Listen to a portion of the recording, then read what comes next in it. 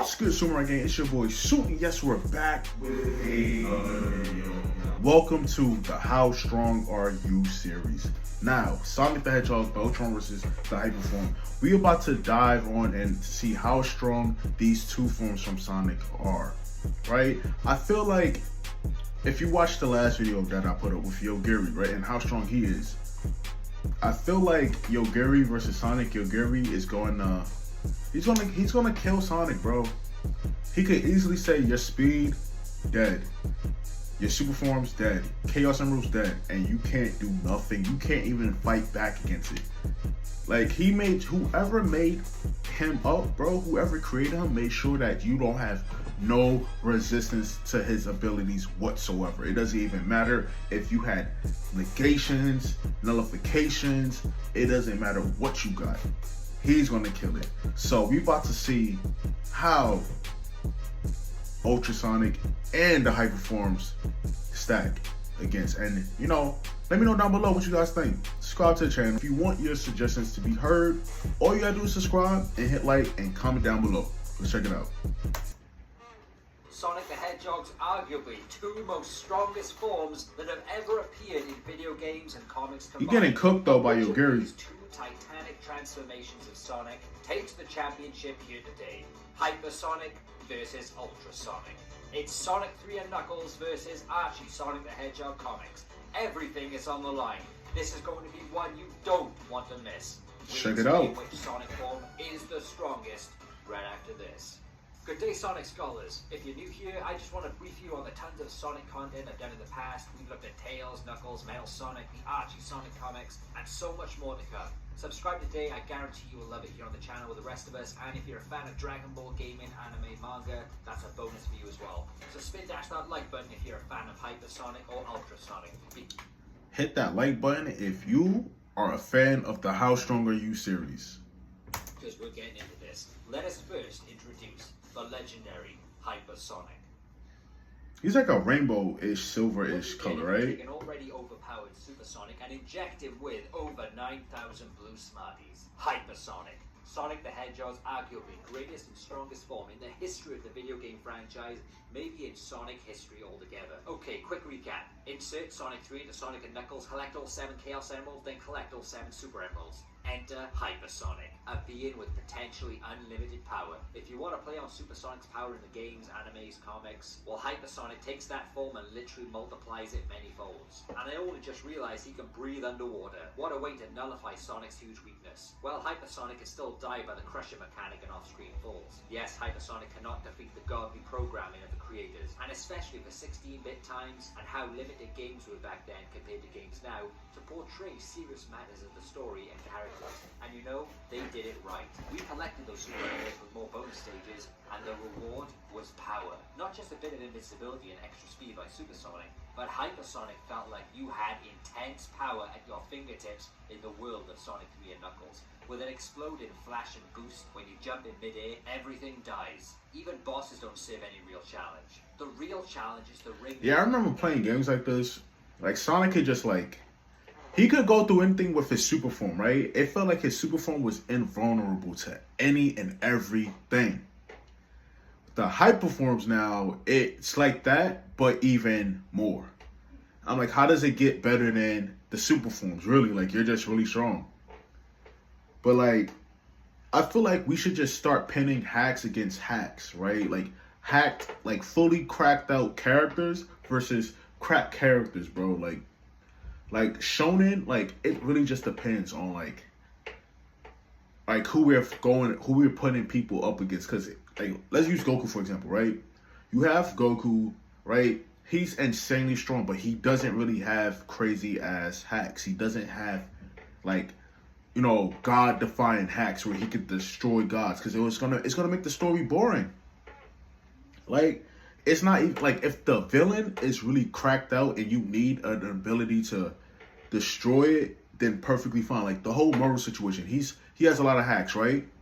If Yogiri was inside the Dragon Ball manga, he could just say your abilities are gone, dead, and Moro is gone, and that's it. So it's like, I feel like with certain abilities, you guys gotta put cracked out characters cracked out characters with crazy nullifications, cracked out hacks against other characters who are similar. Rimuru, nah, he don't really stay. Nah, I can't even see him do it. But this is a Sonic video. So we know how Sonic nearly destroyed, with all his feats, right? With all of his feats, right? He still falls short, which is crazy. I can't stop talking about it now. It's crazy. Preset lost in the form, as usual. And what really put Supersonic as well as Supersonic to the test is the Doomsday Zone where you can go all out to stop Robotnik. And you know it can get real tough. A hyper form that showcases Sonic surpassing all of his limits, a transformation with no equal. What is left for the great Hyper Hedgehog to do when he's on top of the mountain after saving the day in the ultimate Sonic 3 and Knuckles finale? Easy. You erase Hypersonic from existence. So as we are all aware, Archie's Supersonic is the most powerful Supersonic in the franchise of Sonic the Hedgehog when it comes to feats. What triumphs over Supersonic in the Sonic transformation tree? There is only one. Enter Ultrasonic. Ultrasonic's first appearance happened in issue 66 where Sonic... Yeah, Hypersonic is probably super cracked out. Really cracked out form. So in order to get like to what he's gonna do after that, it's like when you got all that power, it's like you can't, like, life is gonna probably be boring for you, bro. Like, you could do anything, nobody can stop you. You're above everything. You really can't die. So you just living just to live, bro, until something else comes up. So delete Hyperform, Ultraform. Let's get to it. Sonic fought Ixis Norgus. Sonic absorbed 1 billion power rings along with Tails. You see, Ultrasonic is more like Hypersonic than you think. Although different continuities and a huge difference in appearance, the concept is very similar. Let's talk about the second time Archie Sonic went Ultrasonic. When one of Dr. Eggman's satellite beams fired a beam that moved slowly towards Knothole and threatened to disrupt the space-time continuum and destroy the planet itself, Sonic used the energy of his Super Emerald to ramp up his speed in order to run around Mobius at a high enough velocity to stop the effects of the attack. As he ran, Sonic's power level continued to increase until he became first Supersonic. Normally Sonic would require 7 Chaos Emeralds to become Supersonic, but here, Supersonic is formed through just 1 Super Emerald, meaning the infinite power of 7 combined Chaos Emeralds is within 1 Super Emerald. As Sonic continues to run, he runs so fast the planet moves itself forward in time, causing the time beam to attract to him. Supersonic eventually transforms into Ultrasonic, a form beyond that of Supersonic in the way it was portrayed. There's a reason he went Super into Ultra in that order, and there's a reason the word Ultra is typically used as a more powerful descriptive word than Super. It's right there for us. So is Ultra similar to Hypersonic? Well, you could say yes and no. Yes, because in issue 66, Tails also absorbed the power rings with Sonic. Sonic became Ultra and Tails became Hyper. Why would their names be different?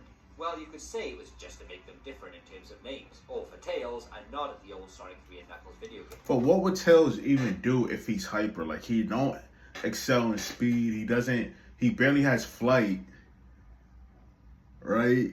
So it's like, I feel like it just depends on the person's potential.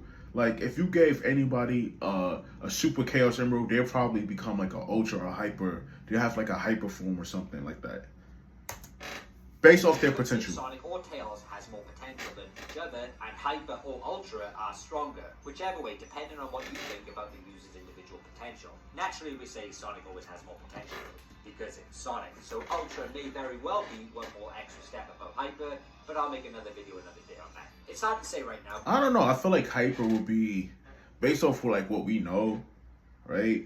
Hyper, for me personally, will be above Ultra, right? Because it's like, okay, Super, well, actually, no, Super, Hyper, Ultra. So Ultra will probably be like the last stage, and then Hyper will be like the stage before the last stage, right? Or it could be Super, Ultra, and then Hyper. It really just depends how you see it. But the fact that he appears alongside Hyper Tails, at the very least, tells us Ultra is a concept similar to Hyper. And that means the power of 1 billion power rings may very well have the equivalent power of 1 Super Emerald, or 7 Chaos Emeralds. rings in the Archie comics, power rings, are created by Nick Morgan and are far more powerful than you could ever imagine. Remember, this isn't the video game Sonic. They don't serve as a basic purpose to keep you alive or as currency. No, power rings in the Archie comics are so powerful, that's why Ultrasonic was formed after absorbing 1 billion. And get this, it is stated each ring has near limitless energy in terms of its power source. Maybe that means battery capacity, not in terms of how powerful it can actually be, but I'm guessing 2 of these rings together could be pretty much solidifying limitless. And 1 billion of them altogether could truly make them as powerful as one super. So why does it take 1 billion of them if they have nearly unlimited power? Like, why wouldn't just 1 or 2 suffice? But In terms of power potential. But just so this makes even more sense, Nate Morgan created the power rings with the power of the Super Emerald. So there you have it. Rings in the Archie comics, you could say, are offspring of the Super Emerald, and also makes sense in connecting Ultrasonic to the Super Emerald power. Though it does seem that 1 billion power rings were needed for Ultrasonic, but when it comes to the Super Emeralds, only 1 was needed, which shows you the actual power of a Super Emerald. How much he appeared. But because he went from Super into Ultra, that's the foundation of knowing Ultrasonic is beyond Super. But by how much? Ultrasonic has the ability to... I thought we established that, it's Super, Ultra, then Hyper. Or it could be Super, Hyper, and then Ultra. Depends how you want to look at it. As well as controlling and manipulating atoms at a molecular level, he is able to manipulate non-living matter by changing its atom structure, such as turning air into a wall of water or turning a stone column into a large uprising spike. The limits of this ability, as well as its ability to affect the living matter, have not been elaborated upon fully. But when you think about it, just like the Tutu Sonic Warrior song, he could really do anything, on top of what his previous supersonic form was capable of, because atoms are everywhere. Everything is made up from a molecular level. Ultrasonic has also been able to adapt this form depending on the environment, taking on 3 alternate appearances: Solar Sonic, Polar Sonic, and Eco Sonic. The abilities of these 3 forms are unknown, though presumably they would involve manipulation of fire, ice, and plant life, or even resist to the desert's high temperature and ice's low temperature. He also has the ability to open up portals to a new dimension and banish people. He opens up a portal to the Zone of Silence, which means he may be able to open up other portals to other zones as well. After he did this, however, his form ran out, but shows you that he can cross over into different worlds, universes, and beyond. Ultrasonic has a strong enough resistance to time alteration, as shown with the time beam reversal, and the only weakness he has is a time limit. It lasts much shorter than Super. In conclusion, there is a ton of mystery surrounding Archie's Ultrasonic, a form that never really had a chance to be fully explored and see what it can truly do. But when we think about it, is there any need? Supersonic was already portrayed to be near boundless. Anything stronger than Supersonic is pretty much being a level 100 Pokemon. There's nothing after it. The Archie comics gives us enough. The Supersonic form, as you would know, has nigh boundless power due to the fact that 7 Chaos Emeralds have no limits. Combining that with some of Archie Supersonic's incredible feats makes him fall just short of that unlimited power, and that speaks volumes. But the fact Supersonic ascended into Ultrasonic in the Archie comics easily, without a shadow of a doubt, closes that gap on near unlimited power to finally be in unlimited. Ultrasonic is the pinnacle of Sonic's power in the Archie comics, with the potential feats already that Supersonic has. It makes Ultrasonic boundless, unstoppable, unbeatable. Ultrasonic is Supersonic with that extra bit more of potential, and that truly completes the transformation tree of Archie Sonic. The only way you can stop Ultrasonic is being as strong as him and outlasting him. But generally, there is nobody who can stop Ultrasonic. He can do absolutely anything. This is what's sad about this is we have from 3 years ago, from 2021, we have had a lot of characters being introduced with so many broken abilities. So when people say, oh yeah, this character, nobody can stop him, nobody can contain him, nobody can do X, Y, and Z, it's like, damn. Well, I feel sorry about this because, this character could just mollywop him. But And then there's fate manipulation, which is pretty much game over. It depends. In terms of Hypersonic, we really are limited based on him only appearing in one game, that being a game on a 16-bit console. In terms of feats, we can't explore it that well, but we know he has enhanced super speed, surpassing Supersonic, greater jumping ability, thus implying a stronger form in both strength and speed. He can't die underwater. He literally is the next step above supersonic. The only thing that can kill him in game, like we said, are being crushed, falling into a pit, and running out of time. But we have to take that with a pinch of salt. Those are mechanics so we don't break the 16-bit game. They need to be there for challenge purposes. Why would Hypersonic get crushed by a 50-pound box when he's able to annihilate a 50-ton mech with ease? We can't take it serious. So feat-wise, there's no way to extract a detailed display of power from a 16-bit game. So how about this? We don't use Hypersonic. Because if you're going to talk about the faults, if you want to talk about the positives, you got to talk about the faults as well. Even if it's a game mechanic to nerf him, but you got to talk about that. It don't make sense, but, you know, we got to. You got to use everything. Which finally brings us to Hypersonic versus Ultrasonic. Based on what we have with Hypersonic's lack of feats compared to the progression of Ultrasonic from Supersonic in the Archie comics, there's no way we can barely compare a 16-bit side-scrolling game to a comic book filled with the writer's imagination. For example, Archie Sonic in base can run across 1,000 universes in less than a day, but Hypersonic is running across Mushroom Hill barely clocking 70 miles per hour. It's just not a comparison. The only way you... Wow, so that means that Ultrasonic is just far superior. Compare them fairly is put Ultrasonic into Sonic 3 and Knuckles, then ask yourself, how would he play in 16-bit? Of course... I mean, we can't... I see where you're coming from, but like I feel like you can't do that because then it's like you could just drag what he could do, right? Like we get based off what Supersonic could do, but then we have no official statements, no official guides, nothing on him. So it's like we could just say, okay, well, because he was able to do this in super, like in his super form, he could probably do this times 100, you know, in the hyper form. No, that's at that point, this is just fan fiction. It's fan fiction at this point. They would nerf his potential from the Archie comics. It's a video game made for enjoyment. Heck, even put Archie Supersonic into Sonic 3 and Knuckles, and you would have the exact same thing as Supersonic did. Pretty much you would play exactly like the Supersonic we got in the games anyway. But now we do the complete reverse, and extract the concept of Hypersonic and put that into the Archie comics. Now we have ourselves a real treat. Just what exactly would that spawn in terms of a concept alone in the Archie comics? Well, it seems the only way to compare Hyper to Ultra due to their separate continuities is comparing them both as part of their actual concept, lore, and idea of creation. What does that mean? Well, it's simple. Who is Sonic? What is Supersonic? What are Chaos Emeralds? The concept of Supersonic in both Archie comics and Sonic 3 and Knuckles are relatively the same. You collect 7 Chaos Emeralds and Sonic transforms. That's one thing in common. Another thing in common with the Archie comics and Sonic 3 and Knuckles is the inclusion of the Super Emeralds. In the Archie comics, Sonic is able to transform into Supersonic and then proceed to upgrade into Ultrasonic from the use of 1 Super Emerald. We could say 1 Super Emerald is at least the power of 7 Chaos Emeralds, because it was able to elevate Sonic to Super and then past that. So 7 times is a low ball there. And we know that Chaos Emeralds pretty much have unlimited power, thus leading to Supersonic pretty much being close to boundless. Not quite unlimited, but just falling short.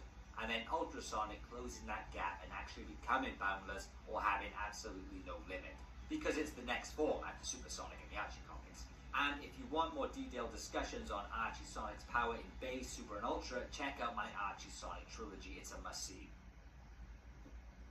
Now we have an understanding of the concept of Ultra, where does Hypersonic come into it? Well, for one, Hypersonic isn't formed by using 1 Super Emerald, no. He's created and requires all 7 Super Emeralds in order to become Hyper. Now, I don't want to be the one to do the math here, but if you take into consideration that 1 Super Emerald is the equivalent to, or just beyond unlimited power, not that that even makes any sense, then you see 7 Super Emeralds are beyond 7 times unlimited power of that of the regular 7 Chaos Emeralds.